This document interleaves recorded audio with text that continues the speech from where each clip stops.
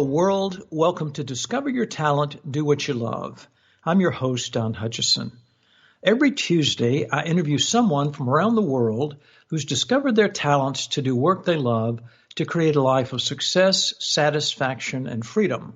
On Fridays, I interview an individual with many years of experience from one of the most popular or interesting occupations or professions who shares an insider's look at what it's really like to do what they do. Today, I'm delighted to bring you our featured guest, Kim Daly, and our topic, A Day in the Life, What's It Really Like to Be a Franchise Consultant? Welcome, Kim. Thank you, Don. Great to be here. It is great to be with you. Kim, are you using your talents doing work that you love? 1,000%, Don. Okay. I love your enthusiasm. Kim Daly is one of America's top franchise consultants who's helped thousands of people explore franchise opportunities. For over 20 years, she's traveled the country as a keynote speaker and business breakout leader and has hosted her own live events, educating, motivated, and inspiring Americans to the dream of small business ownership through the proven systems of a franchise. Well, as we discussed in earlier chats, we always open our discussions on A Day in the Life with some stats about the occupation or profession. So this is from the International Franchise Association, and actually it's completely current, 2020. So here's the franchise business economic outlook. Franchise industry growth is expected to continue riding the momentum of the U.S. market boom in 2020 despite an uncertain economy. The number of franchise businesses in the U.S. is expected to grow by 1.5% this year to a total of 785,316 establishments. Franchise industry is expected to add 232,000 jobs in 2020, growing total employees to 8.67 million. Franchise businesses' economic output is expected to grow faster than the economy as a whole. The overall GDP contribution by the franchise industry is expected to grow by 4.6% to $494.96 billion. The industries with the most expected growth projected as personal services, quick service restaurants, and full service restaurants. The states that will see the most franchise establishments and employment growth in 2020 ranked in order are Texas, Colorado, Arkansas, Florida, Idaho, Tennessee, Georgia, North Carolina, South Carolina, and Nevada. So you are certainly in the sweet spot of business, Kim. Those are some amazing statistics. I just sit here and smile, right? A long time ago, the first mentor I had in franchising told me that in good times and bad, franchising wins. So the reasons people invest in franchises changes and what they invest in changes. But at the end of the day, in good times and bad, people invest. And those statistics just show that. Man, they're just incredible statistics. Well, as we talked about, we started the Day in the Life interview with just an overview of your backstory. Take us into family of origin, where it all began in the early days, and tell us about the people and choices and changes that have gotten you where you are today. Okay. It's not like I woke up when I was a kid and said, oh, yeah, I can't wait to be a franchise consultant, right? Exactly. No, however, I did say something that is very similar to what I'm doing today. So I grew up here in southern New Hampshire, in the Portsmouth, New Hampshire area, where I still live today with my family. Wow. And I started out in the Miss New Hampshire preteen pageant when I was 12 years old and won the first pageant that I entered. And that really started to create, if you will, a pathway for me to wanting to be a person of influence. Well, wait, let me ask you this just for a second, because as the twig is bent, so will it grow. What were your parents, what were their occupations and professions growing up? So my parents, I'm the oddball in my family. Okay. I come from a family of engineers. Oh, okay. Okay. So, yeah, my parents, my mother was my stepfather's boss. Oh, really? Interesting. And then they married. And my father, my biological father, he was a police officer and he was an entrepreneur as well. He had a private detective agency. Oh. So I have more of him in me than I do my mother. My siblings are also engineers. My sister is an actuary. So I always say, when we're on a family vacation, like I just sit back and watch all these engineers try to make a decision and just keep my mouth shut and laugh. Yes. Yeah, but you got the same DNA. So as a franchise expert, those analytical and engineering skills hold you in good stead in the occupation you're in today. You know? Sort of. I would say what makes me successful at what I do, Don, is I think that, well, number one, I've spent my entire life studying personal development, and Yes. it's something I work on every day. And I think that the desire to own a business really comes from something deep inside someone that says, I want more control, more freedom, more challenge, more growth, right? And so I think it's bringing that out of people, creating a vision for your future. I think that it's those things that make me one of the most successful franchise consultants in franchise consulting history. Right. I agree. Well, just what shapes you coming up? I'm just still curious about your. I'm curious about the early influences, even in school. I mean, you were clearly you've got incredible interpersonal skills, leadership skills. What other factors were there in the early days, even growing up and in school and high school? Were there teachers or coaches? What were they like? Yep. So I was a competitive swimmer, and I very quickly became a state New Hampshire champion. I realized from a very young age that I'm super competitive. So if you dangle a carrot in front of me, I'm going to go for it and try to achieve it.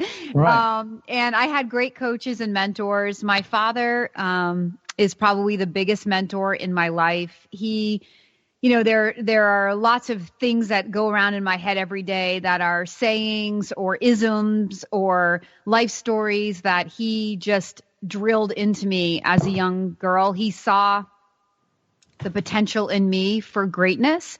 And at 15, he gave me a book by Dr. Dennis Waitley, which I believe was The Psychology of Winning. And I remember sitting in my room, and I was on my path to trying to get to the Miss America stage.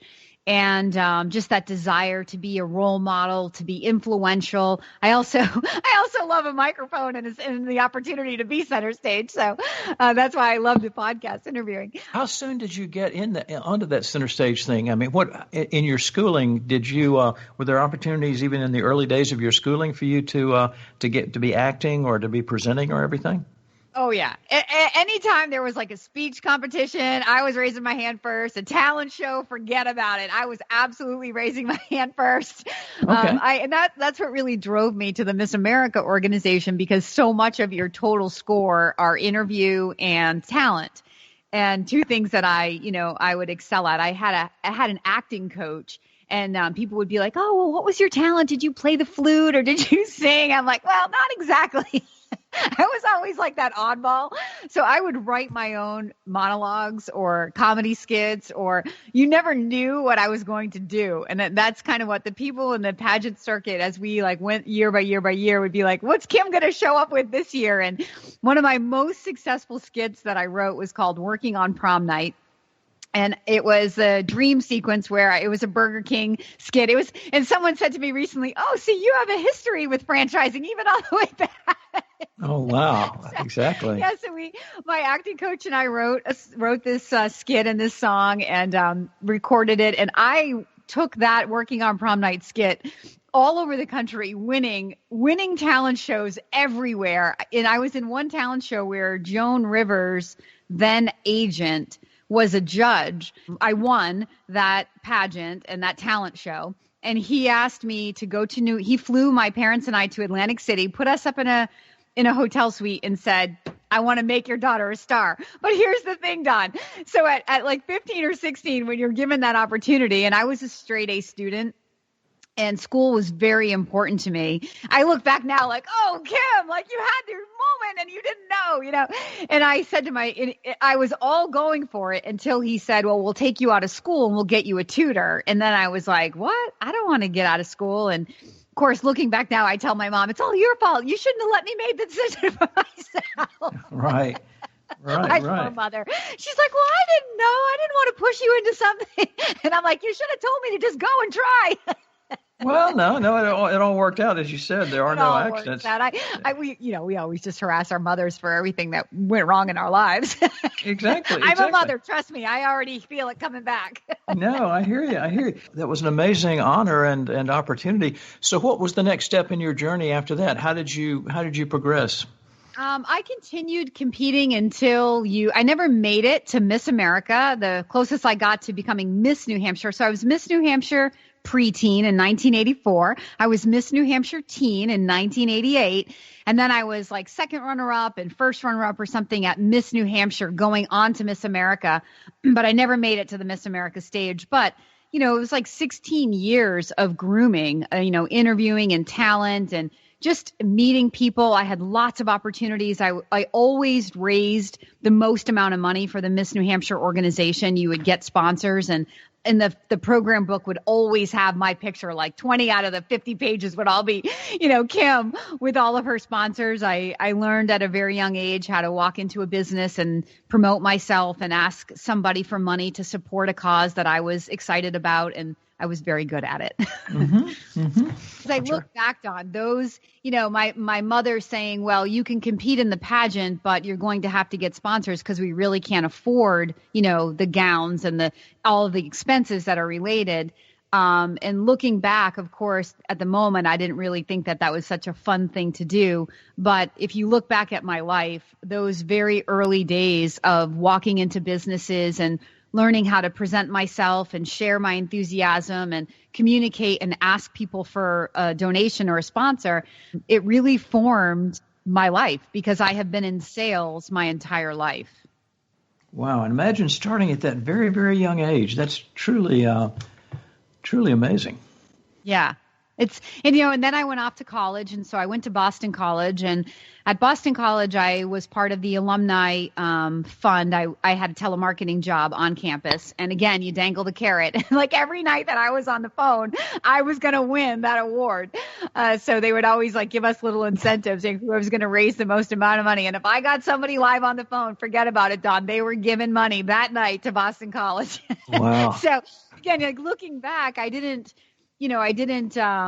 was on my way to med school.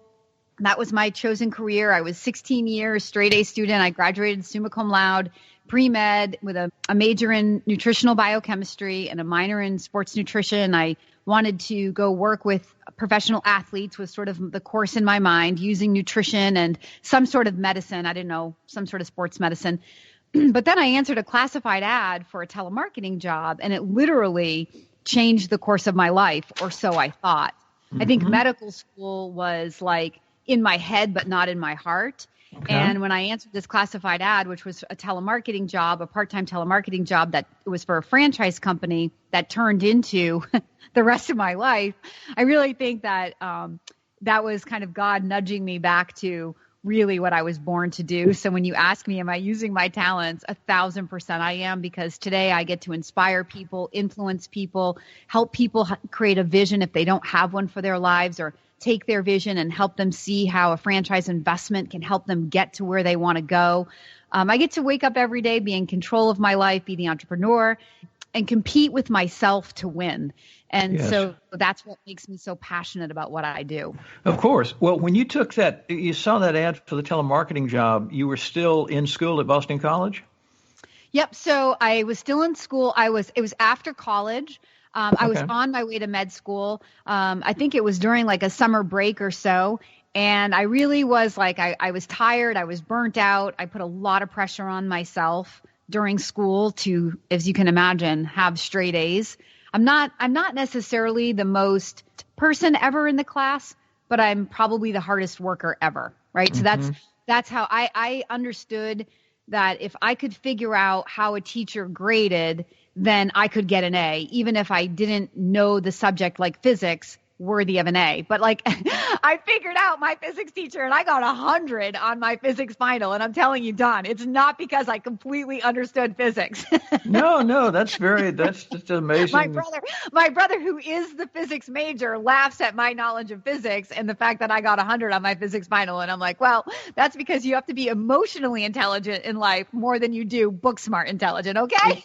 No, it couldn't be more right. Well, okay, so you got into this with this opportunity, and you knew, because of all your years and years and years of experience raising money for the pageants and everything, you knew you liked it. So how did you progress in that company? So after it was a part-time job, and then after a few days on the phones, the president of the company, listening to me was like, I got to get, I want to mentor this girl. And he asked me, he said, if you give me 1 year, I will make you a very high paid inside salesperson for my company. And so I decided to go ahead and take that year off from school. But of course, my father was like, don't do it. You'll never go to med school. And I'm like, Dad, of course I'm going to go to med school. Like my whole life has been about med school, or so I thought. All right. And your dad's always right. But I started making great money. I was having fun. I fell in love with franchise industry because it's all about people helping people. It's very inspiring. People are changing their lives every day. And so it was just like a natural fit for me to fall in love in this industry. And I really had no idea, though, that it would turn into what it's turned into. I mean, franchising completely changed my life. And I love to share my story with my candidates because I want that same thing for them on whatever level they're ready for. Yes.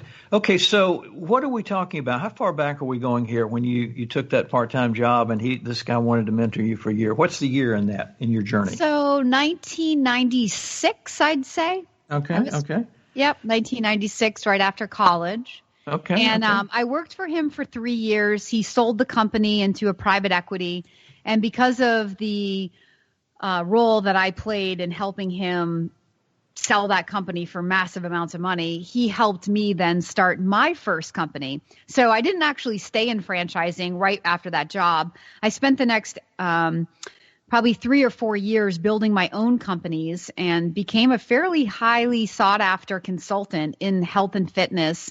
It was the dawn of the internet. People were just trying to figure out how to use the internet to help grow their businesses. And my love and passion personally is health and fitness. And so I started a company that was partnered with usatoday.com. So if you went to USA Today and you clicked on Health and Fitness Marketplace, it would actually click over to my company called Be Healthy Now. And so because of all of that exposure, I was able to work with some of the biggest and best brands in health and fitness. And it was an amazing ride. And it very quickly spiraled out of control to me, leaving that company that I established to other people and then doing other things. There was so much money and fun to be had in helping people learn how to use the internet to grow their business. Because we were in it from the very beginning of it, I knew more than a lot of people knew. So people paid me for what I knew, and I got to travel, and I had my own company called Branded Inc.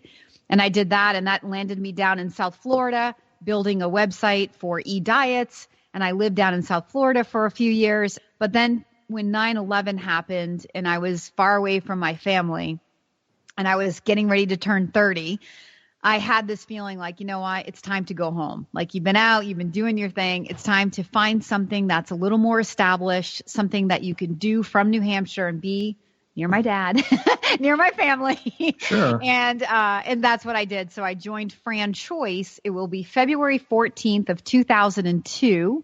I was at training in Minneapolis to be a franchise consultant. So I'm coming up right on my 19th anniversary. And here we are today. I mean, who knew? Wow. Well, what have you seen in the evolution of the franchising business over all these many years you've been in it? What are some of the big breakthroughs that happened on either side of the equation with individuals' journeys into franchising? Okay. So the biggest thing I've seen since I began is just the sophistication that has come into franchising. So even back when I started, let's say a husband and wife had a company and they had multiple locations and their friends and family urged them on to franchise it. And they would come to Franchise and say, okay, we're ready to grow. And we go, okay, but today we would never say yes to that couple anymore, because we've seen that, like in any other endeavor, the best franchise brands are backed by big purse, like private equity or a big back end franchisor who has strong operations and experience. So the most important factors when you're looking at like what's the right franchise to pick, you're buying a relationship. You're buying into the vision of a company and your belief that they're going to go where they say they're going, and you're raising your hand saying, pick me to take your brand and jump into your vision and bring that back to my hometown and go carry that out. So you're really interviewing, it's a mutual interview, but the candidate should really be looking for a solid franchisor partner that has a history or track record of success in franchising, not just in their business, but in franchising, because franchising is its own industry. Knowing how to support franchisees, grow a franchise brand, support the growth of that brand with operations and marketing and technology and ongoing research and development so that the brand can continue to grow and outpace the competition and remain relevant to the marketplace and to the consumer. All of that is a whole business in and of itself, right? So going back to that husband and wife team with the vision to turn their brand into a franchise, the chances of that business failing, I think, are probably equal to that statistic that 90% of small businesses fail. I would call that a small business, even as it becomes a franchise, with a pretty high likelihood of failing without money backing it and without franchise experience backing it. I'm sure over the years, people have become, because of the internet and communicators like you and just so many opportunities to learn about different industries, I'm sure the sophistication level of the people that you come in contact with is exponentially higher today. That's probably also true. But here's the funny thing, Don. And this is why I have a business, right? So I look at exploring a franchise and to try to say yes to a business. It's like walking a battlefield in your mind. So I'm like the war general that knows where all of the landmines in this process are. And so my job is to successfully get you around all of those preconceived notions, head trash, lies, fear, all of the things that people trip over to help people get to a yes. And I have a very good track record of success through the years. I've honed my skill and figured out when it didn't work, why it didn't work, and how I could help somebody better or help them faster. So that's why I have a business, is to help people know what they don't know, because yes, you can read a lot about franchising on the internet, but nobody ever invested in a business or changed their life simply because of what they read. Right. You have to be inspired by a vision. And so the number one thing that's important to exploring a franchise is to be engaged in this relationship. But I equate the whole process to a courtship leading to a marriage. Okay, because that's what it is. It's a relationship. It's a long-term partnership. So when people work with me, Don, it starts with a blind date. So I get to know people's interests and skills and background and vision and finances. And then I bring opportunity that matches their goals. And what I say is, when I bring those franchisors, you can't say no, you just got to go. If this is a dating service, right, then you can't just look at somebody's picture and go, okay, I want to marry her. Like you can't know that. You have to be in front of her. And how does she make you feel? And what are her values? And, it's that experience of each other that creates the connection. So when people try to use a website or get an FDD, which is the worst way to tell me that you looked at a franchise, and then make decisions about their life, I'm like, that's never going to work. So if you're going to follow that strategy, what I'm going to tell you is you're a looker, not a doer. If you want to follow my strategy, I can actually get you successfully to the end where you want to say yes to a franchise. Okay. What is an FDD? That is a franchise disclosure document, which is a federally mandated document. So the Federal Trade Commission regulates franchising and what a franchisor must disclose to a potential investor. And these are documents that are updated annually. They include things like earnings claims, total costs, any number, any fee that you're obligated to pay, the history of the franchise, the company's financials, so you can see how solvent they are, any litigation in the system. So there's all kinds of historical information in an FDD. But my whole thing with candidates who try to use an FDD to make a decision is, listen, you're not investing in the franchise for where it's been. You're investing in the franchise for where it's going. Now, where it's been is some indication of potentially, if they've been successful in the past, that's some indication that they are going to be successful in the future. But it's infinitely more important to me, again, that you're buying into the vision for where they're going with the tools that they have today moving forward, rather than focusing on where they've come from, and because we're all better today than we were yesterday, I hope. Right. So that's why it's the most important thing you have to do when you're really serious about trying to figure out franchising is be willing to get on the phone and go through an investigation process with some franchisors so that you can engage in that relationship and you can understand through communication who they are, where they're going, why they're going that way. And we don't just take the franchisor's word for it. I also have my candidates go out and interview some of the existing franchise owners. And that's a process called validation, where we get to validate out in the real world with people who've already, taken this leap of faith to see how is it going for them, and knowing what they know now, would they do it again? And what's been their biggest challenge, and what are they looking forward to? And so all of the concerns that a candidate has today before they take that leap, you better believe that all the people who've already taken that leap had all those same concerns. So we want to use their experiences and hindsight and thoughts and ideas to say, okay, how can I take this leap more confidently or with more knowledge or more prepared? And that would be the hope of every franchisor, right? That every graduating class would graduate with a little bit more knowledge so that they can get out of the gate faster and smoother and start making money, because that's going to continue to grow that brand stronger. Beautiful, beautiful.